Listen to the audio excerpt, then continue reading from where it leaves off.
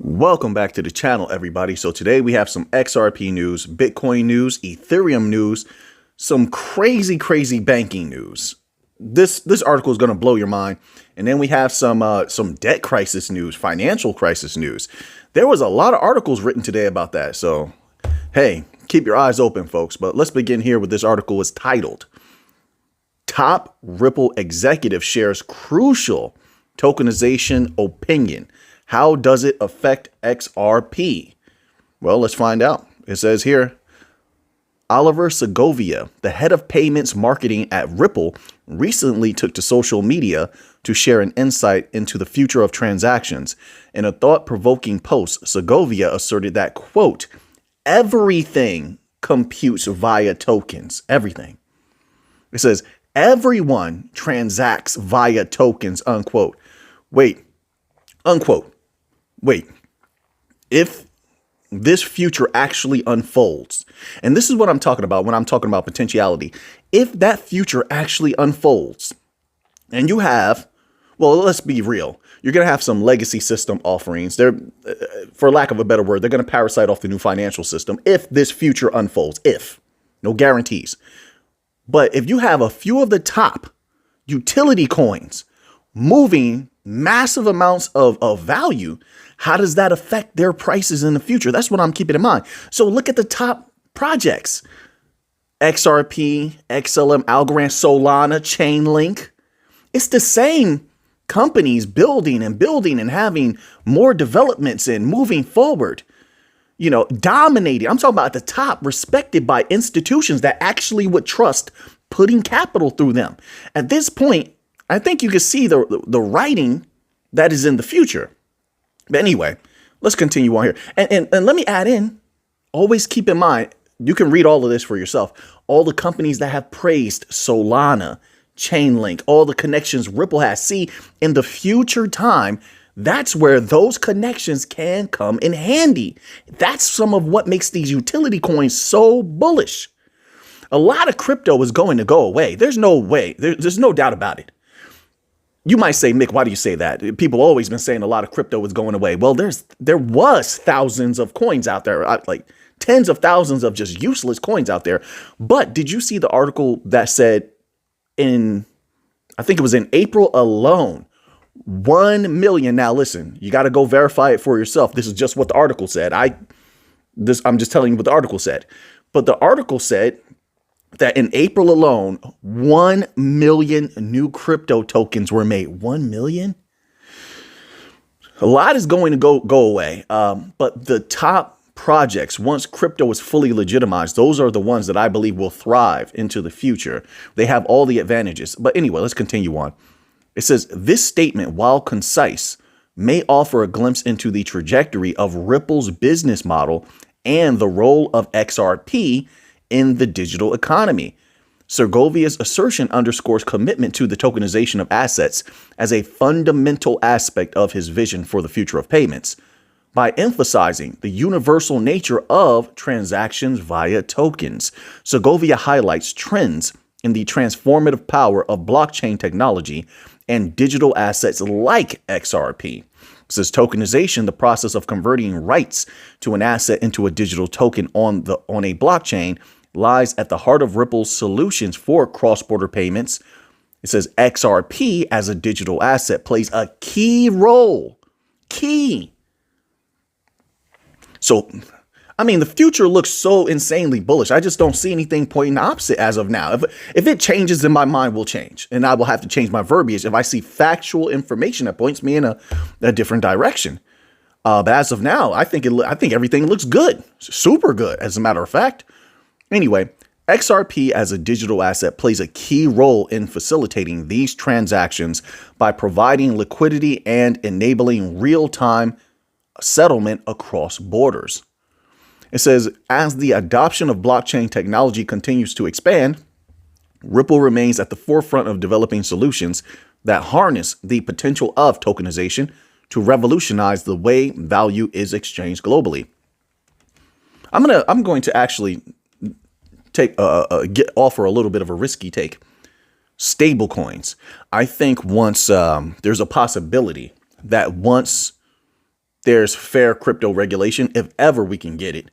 I think that regular crypto, native assets, will play a much bigger role in moving value than people think. I think stablecoins actually may take a back seat in a lot of different ways because the native tokens were specifically designed to save money, provide liquidity, on-demand liquidity, instant liquidity, smart contract capabilities, all types of things that will become lending. I mean, I think that they're going to take a back seat.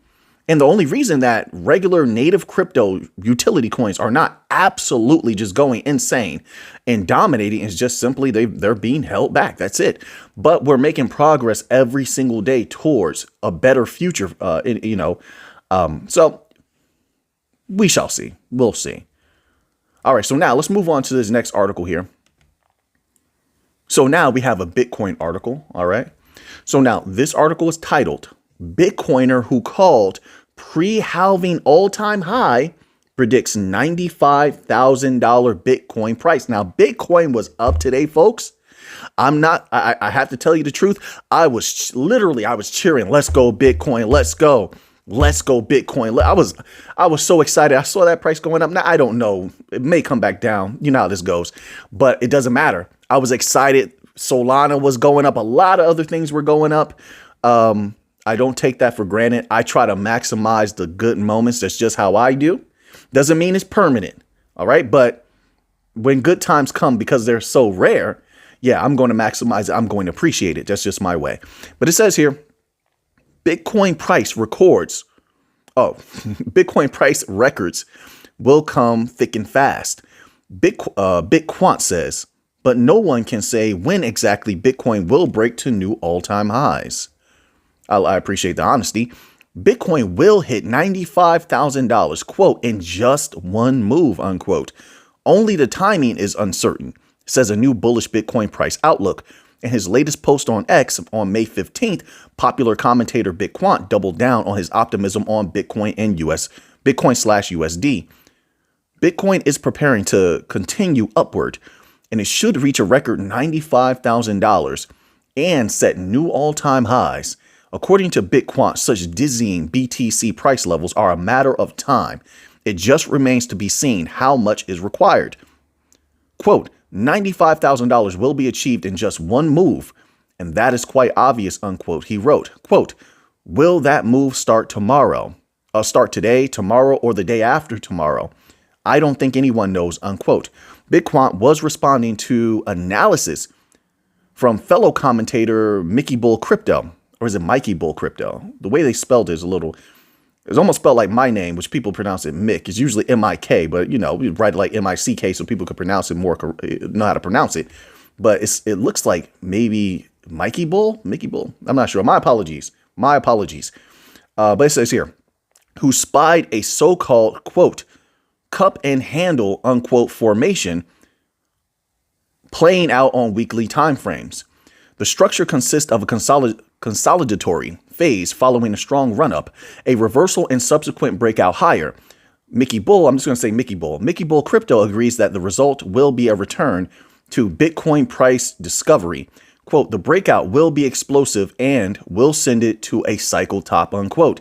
He wrote in part on X commentary on May 14th. You know why it gives me pause and I look at the name and I'm like, I'm not sure how to pronounce it, because throughout my life, my family members and friends call me both.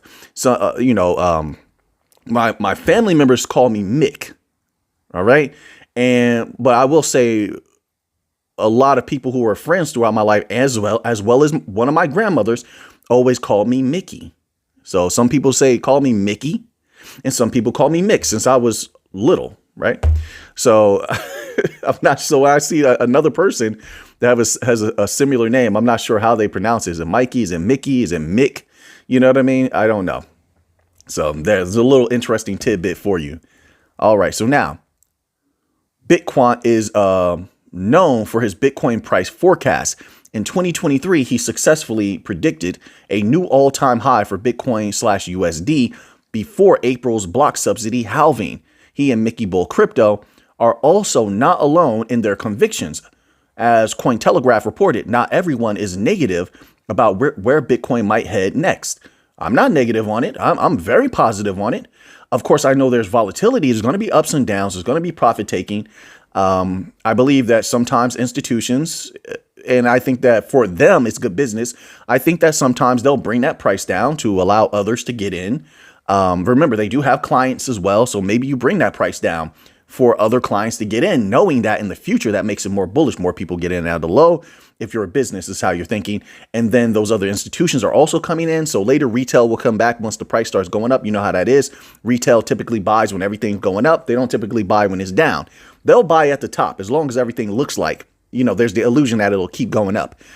So I do believe that, yes, institutions know that and they'll bring it down a little bit strategically. So, it's just my humble opinion. But other than that, yeah, overall, long term, I think Bitcoin is extremely bullish and it will pull everything else up with it. And that's one of the beautiful things about Bitcoin. As I saw today, Bitcoin went up, Solana was up, a lot of other things looked like they were green. Not by much, but it was pretty good. It was interesting. But remember, Bitcoin goes up, XRP goes up, XRP goes up, usually XLM goes up, a lot of other things go up. So, yeah, I keep that in mind. Now let's move on to another article here. All right, so now this article is titled Coinbase Records Third Largest Bitcoin Outflow of 2024, totaling nearly $1 billion. It says 2 transactions originating from Coinbase cold storage were detected around 3 a.m. GMT on May 15th. Each transaction involved 8,000 Bitcoin, totaling $493 million.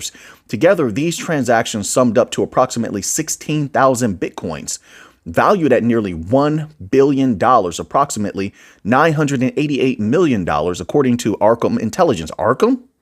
It's interesting, like Batman. Arkham, like Arkham Asylum. I don't know how many comic book fans we have out there. But anyway, yeah. When I hear Arkham, I immediately think Batman and Gotham. It says verification of these transactions was provided by Glassnode and BitQuant. Coinbase's exchange balance has been steadily decreasing throughout 2024. According to BitQuant, the balance commenced the year at roughly 418,000 Bitcoin and is currently at roughly 267,000 Bitcoin. It says analyzing Glassnode data reveals that this event marked the third largest outflow from Coinbase in 2024. All right, let's leave that one there and move on here. I'm trying to get through these earlier Bitcoin articles so we can get to the banking news, because the banking news tends to be really intricate and take some time to weave through. So now this article here is titled, let me scroll to the top, bear with me. Hope you all having a fantastic day out there. Hope you're doing well in life, in your work. I hope you're being successful. May all the best things come to you. Let me send you some good energies. Like, I don't know if you believe in it or not, but I'm just trying to give you some good words, man. I'm trying to spread some good energy. May you have a love in your life. May you have comfort in your life. And may all the best things, once again, all the best things come to you wherever you are. All right. So now this article here is titled Billionaire Mike Novogratz Makes Epic Bitcoin, Ethereum, and Solana Market Prediction. Okay. Talk to me, Mr. Novogratz. Talk to me. Let me hear that good news. It says Mike Novogratz, the founder of Galaxy Digital Holdings, shares his insights into the crypto market, hinting that cryptocurrencies have entered a consolidation phase. I agree. This phase, often seen as a period of stabilization following market upswings, may indicate a cooling off period. Consolidation is characterized by assets moving sideways within a certain range, indicating equilibrium between buyers and sellers. Novogratz believes that this might be the current phase for cryptocurrencies such as Bitcoin, Ethereum, and Solana, which means most of the rest of the market is also doing the same. Let's minus meme coins. I know all you meme coin people out there. I know this skyrocketed into that skyrocketed. I know, but we're talking about regular cryptos. Okay. All right. The consolidation phase could be a precursor to the next bull run, depending on various market factors. Novogratz predicts that Bitcoin, the biggest cryptocurrency by market capitalization, may be stuck in the $55,000 to $75,000 range for the time being. Quote, we are in the consolidation phase in crypto. Bitcoin, Ethereum, and everything else, Solana will consolidate. What does that mean? It means probably somewhere between $55,000 and $75,000 until the next set of circumstances. The next set of market events bring us higher, unquote, Novogratz said on a conference call. According to Bloomberg, the cryptocurrency market has remained static since the record bull run in the previous 2 quarters. Listen, I want to throw this in there about the Fed. Now, I believe that things will be higher for longer, but here's something. Here's a caveat when it comes to the Fed. Now, the next Fed major decision about cutting rates is expected in September, I believe. And there are market participants who believe that there could be a rate cut in September. Now, normally I would say no, they will keep it higher for longer. They will maintain everything. That's what I think logically should happen. However, because there are certain like political seasons coming up, I think there is the possibility their hand could be forced and they may need to issue a cut just to appease the people. I say that for a few reasons, but I read an article today where there were people, I don't know how this reporter collected this information, but there were people that sound like they were begging the Fed.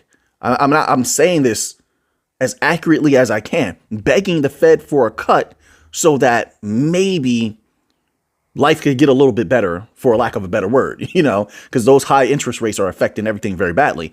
So now, if the Fed is actually listening to the verbiage out there, they're feeling the energies of the people out there, then they may feel the pressure to issue a cut because of that. However, if they do issue an interest rate cut, yeah, that would be insane for multiple markets, actually. So could that be the next, major catalyst? It could be one of them. It's definitely possible. So I'm keeping my eye out for that, and then sometimes over the summer, things can cool off a little bit. So, we'll see if that pattern remains. Crypto is very, very unpredictable. That's one good thing about it, though, is that anything can happen at any time. There could be a major catalyst come out of nowhere. So that I love about crypto. It keeps it interesting. So now let's move on here. Oh, here's the Ethereum. We have to keep up with Ethereum. What happens with it is going to affect everything. So this article is titled, "Filing Suggests SEC is Exploring Grounds to Deny Spot Ether ETFs." They are giving everyone a hard time. A March 4th filing for BlackRock's Spot Ether ETF called for feedback on whether the investment vehicle could be listed as a commodity. Analysts have unearthed details from a March filing with the United States Securities and Exchange Commission that suggest the regulator may consider labeling Ether a security. My word. It says in a May 13th X post, Davis Polk and Wardwell associate Scott Johnson reviewed a March 4th filing from BlackRock over its application to list and trade Spot Ether exchange-traded fund on the NASDAQ. The filing delayed the deadline for the commission to decide on a Spot Ether ETF from BlackRock until June, but also called for public feedback on whether the investment vehicle could be filed as a commodity. Quote, "The obvious purpose is to potentially deny on the basis that these spot filings are improperly filed as commodity-based trust shares and do not qualify if they are holding a security," unquote, said Johnson. Scroll down here. It says, according to Bloomberg ETF analyst Eric Balchunas, the SEC filing was, quote, buried 50 feet deep in a pile of legalese. Remember, I keep saying this. Every time these agencies, these regulatory entities, these governmental entities want to pass something, they bury it in other paperwork. And a lot of times what they do, I'm not saying this is what's happening here, they bury it in something that has to be passed, that people feel like they have to pass. And they don't read through all of that 100 pages, 200 pages, sometimes 1,000 pages, that thick. Then they'll say, hey, we have 1 day to decide on this, 2 days. We got to decide on this over the weekend. There was something that happened recently where they stuffed something inside of a bill. I just remember the controversy about it. I don't keep up with this political stuff too much, but there was a controversy where they put something inside of a bill. It was like 1,000 pages. They passed it over the weekend while everybody was relaxing and having fun. But that's how it goes, you know, very, very manipulative, deceptive stuff here. But anyway, it says, but this did not change his speculation. The regulator's odds of signing off on a spot Ether ETF were, quote, slim to none, unquote. The SEC must decide whether to approve or deny VanEck spot Ether ETF by May 23rd. The first in several applications waiting in the pipeline. Okay, we'll leave that one there. All right. I think we're making pretty good time today with the articles. And on top of that, it helps when the article writers are very concise and they don't fill it with a bunch of filler, and they get right to the point. I like that. It makes my job much easier. So now, this article, here we go, folks. We're getting to a little bit of the crazy bank news. I hope you're all being safe out there, okay? This article is titled, "Bank Employee Attacks Hundreds of Accounts." We were just talking about this. "Sells customers' payment and personal data in insider scheme." Now, this is coming from the U.S. Justice Department. All right. So it's not, you don't get more reputable than that. This is real factual information. No FUD on the banking system. This is real stuff they did themselves. U.S. Justice Department. I was just talking about the executives we reported on that stole millions from their clients, So anyway, but let's read this little bit here. It says an employee at a U.S. bank repeatedly stole and sold customer data in a lucrative insider scheme, according to the U.S. Justice Department. The United States Attorney's Office for the Eastern District of Pennsylvania says it's indicting California resident Kylian Frazier with 6 counts of wire fraud and 1 count of aggravated identity theft. Prosecutors say from March 30th, 2022 to August 30th, 2023, Frazier used his role as a customer service representative at an unnamed FDIC-insured bank to collect sensitive client data, including account details, debit card details, card verification value, CVV, and personal identifying information. Frazier allegedly asked customers to provide confidential data, even in situations when she was not required by the bank to do so. See, and then how do the customers know that's not right? How do they know? How would they know? How does the bank control something like this? It says after collecting customer data, Frazier purportedly advertised on group chats, that she was selling bank account details, like on the dark web. I don't understand how that could get, how's that not monitored? Aren't they supposed to monitor their employees? Or I guess what you do on your personal time is that can't be monitored, right? Anyway, it says, and warned would-be buyers that they had to stay under certain limits to avoid being detected. I say that because don't a lot of companies now monitor their employees' social media anyway, right? It says, according to prosecutors, Frazier's scheme hit hundreds of accounts. Quote, as alleged in the indictment, Frazier sold or transferred information on hundreds of bank accounts to third parties. As a result, Frazier's scheme, unauthorized electronic payments and transfers were made from hundreds of bank accounts, unquote. Whoa. Well, the punishment, holy smokes. They definitely laid it heavy on this person. Frazier is now facing a maximum sentence of more than 120 years. What about the customers? That's what I want to know about. I don't know if you can remove that information once it's out there, but were there attempts, the money that was stolen? If there was money that was stolen, was it returned? Were the customers notified? Hey, your stuff was taken, so they could protect themselves. That's what I would like to know. But now let's move on here. All right. So now we have 3 articles here. Let's get to this one here. Now, this one is about America's debt problems, United States debt problems. So we're going to begin right here.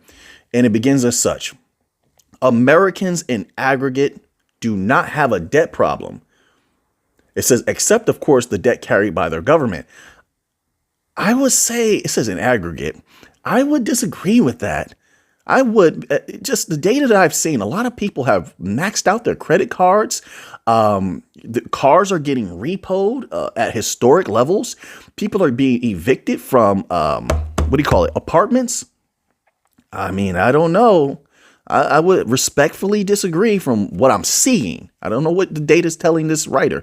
It says, but aggregation deceives. Oh, okay. It says, as we have discussed in this space before, households who are on the lower end of the income spectrum and carry floating rate debt appear to be in real trouble. Okay, so there we go.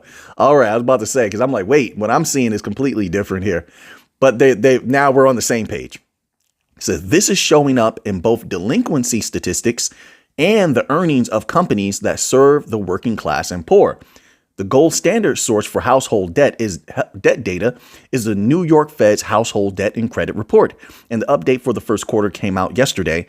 What it showed is that in the most recent quarter, the problems at the low end got worse, but not much worse. All right. We have discussed the notorious chart of transitions to serious delinquency among auto loans. I told you. You can go on, if you're on TikTok, and sorry, I apologize. I know my TikTok is weird. My algorithm is different, not weird. It's different because it's like financial stuff and, all this type of thing. But they show a lot of people getting their cars towed and, then they show that a lot of these companies, there's people that go out there and they look at these single family houses that are being purchased by big companies and then they're not being sold. They're just sitting there, which means people can't afford to buy them. Like it gives you a look into what's really happening out there on the ground, not just data on a website. It says among auto borrowers under 40, the delinquency numbers continue to creep towards financial crisis levels. That's startling. People under 40, these are young people under 40, have that type of delinquency numbers. It says there is also a distinct smell of stress in the chart of transitions to credit card delinquency. I was saying this before. We've been talking about that a lot, right? That's what the M2 money supply shows, that the savings accounts and checking accounts bottoming out at all-time lows. And then we read data, information that said people were maxing out their credit cards. Makes perfect sense. This is the most striking bit is the red line. They have a chart here. It says people in their 30s are going seriously delinquent at a rate way above the levels of the past decade. And this cohort is doing much worse relative to their own history than people in their 20s. It says, I'm not sure what to make of that, but it ain't good. New York Fed economist in a blog post accompanying the report looked at delinquency rates stratified by borrowers' credit utilization. They found another striking trend. Borrowers who have, quote, maxed out, unquote, their credit limits are going delinquent at a rate unseen in the last decade.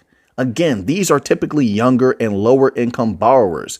Wow. Okay, so we're going to leave off there. Now, I have two articles here, and they're both very, very potent. I'm going to put these in the members only section. Make sure if you're in the members only section, once in a while, go over to my page because I don't know if they send out notifications. And YouTube has been glitching a lot lately, folks. Sometimes I don't even see my own comments. Sometimes comments are not coming through. So I'm not sure. And I've seen the reports on Down Detector that, yes, a lot of people have been experiencing these YouTube glitches.